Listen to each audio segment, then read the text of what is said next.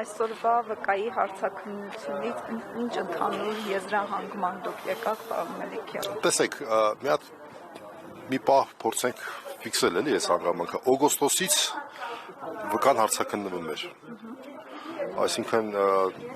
կարևորը որ դեկտեմբերի 20 քանիսն է այսօր 6-ը չէ, դեկտեմբերի 26-ին արդեն 3 ամիս, նույնիսկ 4 ամիս կարծեք թե տևող հարցաքննությունը ավարտվեց, շատ կարևոր հարցաքննություն էր։ Շատ եմ ցավում, որ դատարանը կիրառում էին կարգը, որ քաղաքացիների համար հասանելի չէ այս հարցաքննությունը, հատկապես ուղիղ եթերով, միայն ձայնագրության ձևով։ Ամեն դեպքում մենք պարզեցինք շատ կարևոր հանգամանքներ, որոնք հետագայում մենք նաև մեր ելույթում ենք օգտագործելու։ Ամեն դեպքում իմ պատկերացմամբ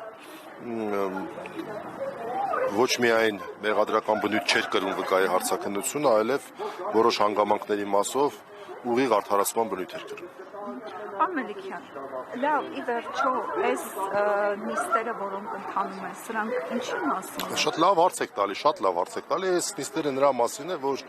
Արմեն Աշոտյանի նկատմամբ ժամանակին տարիներ առաջ տվյալ պահի քաղաքական նպատակարարություններից ելնելով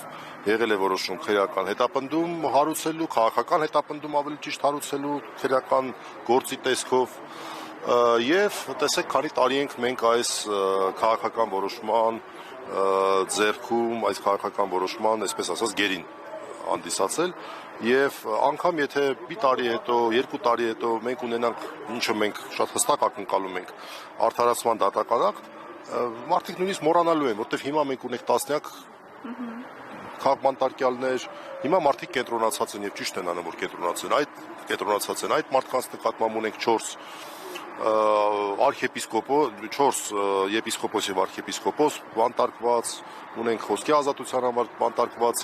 մեդիագործիչներ, ունենք ազգային բարերար բանտարկված, այսինքն հիմա մարդիկ դրա մասին են մտածում։ Եվ այս քրեական հետապնդումների, քաղաքական բնույթ կրող քրեական հետապնդումների առանձնահատկությունն է, որ մարդիկ սկսում են մոռանալ։ Իսկ բուն գործը նրա մասին էր, որ տեղի էր ունեցել գործարք,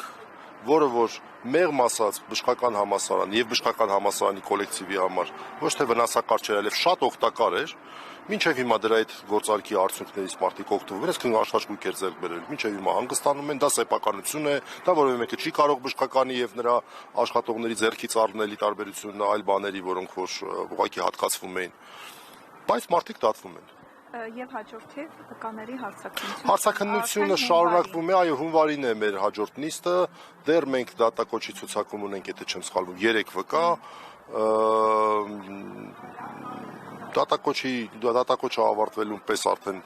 անցում է կատարվելու գրավոր ապացույցներին, գրավոր ապացույցները բավական ծավալուն են, պետք է հասկանանք, որքան է տևելու դրա հետազոտությունը, բայց այս ամեն ինչը դեռ մեղադրանքի կողմի ապացույցներն են, սա ֆիքս է։ Հələ պաշտպանության կողմը անգամ շատ դեպքերում միջնորդություններ էլ ներկայացրել կամ չի ներկայացրել եւ մենք միջնորդություններ ունենք նաեւ մեր ապացույցները հետազոտելու հետ կապված մենք բազմաթիվ լիքը բան ունենք ասել։